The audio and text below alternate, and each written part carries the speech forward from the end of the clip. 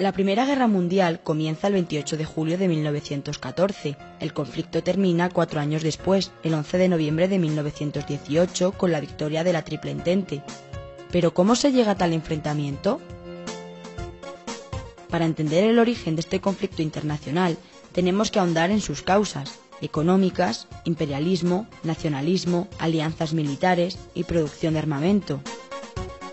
El desarrollo de la Segunda Revolución Industrial, producida a finales del siglo XIX y principios del XX, cambió el panorama económico mundial. La aparición de nuevos sectores productivos, el uso de nuevas fuentes de energía o la creciente globalización económica permitieron el surgimiento de nuevas potencias industriales. Estos países competían con las potencias ya existentes, Gran Bretaña, Alemania y Francia. A principios del siglo XX, Gran Bretaña y Francia eran los países que más colonias poseían. Alemania se convierte en una gran potencia económica, pero su poder imperialista era mucho menor, por lo que pretende conquistar nuevos países. Francia y Gran Bretaña intentan impedir esta estrategia. El nacimiento de nuevas potencias mundiales, como Estados Unidos y Japón, complica la situación internacional, ya que estos países tienen sus propios planes de colonización. Entre 1904 y 1911 se produjeron 2 incidentes importantes que influyeron en el comienzo de la Gran Guerra.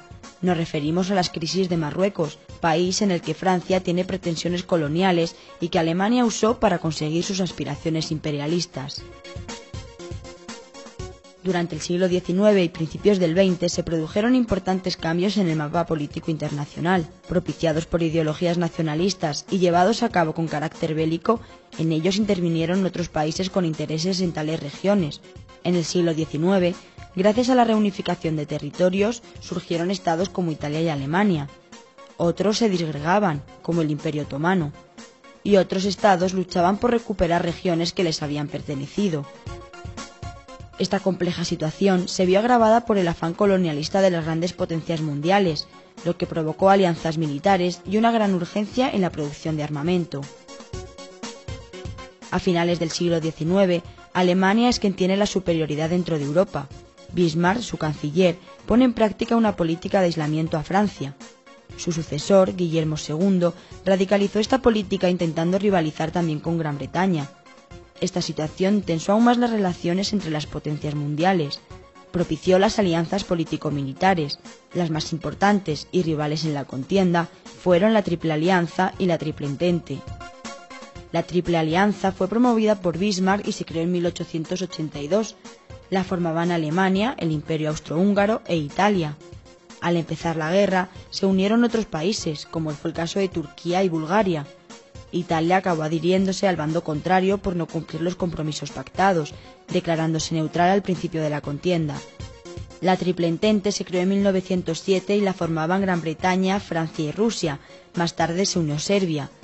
Durante la guerra se incorporaron países como Japón, Bélgica, Italia, Rumanía, Portugal, Estados Unidos, Grecia o China. El 28 de julio de 1914, Austria declara la guerra a Serbia, lo que provoca la intervención de sus aliados en el conflicto. El ambiente de tensión que respiran las relaciones internacionales provoca que los estados aumentasen sus gastos militares y su producción armamentística, aprovechándose de las innovaciones tecnológicas de la Segunda Revolución Industrial. A esta época se la denomina como la paz armada.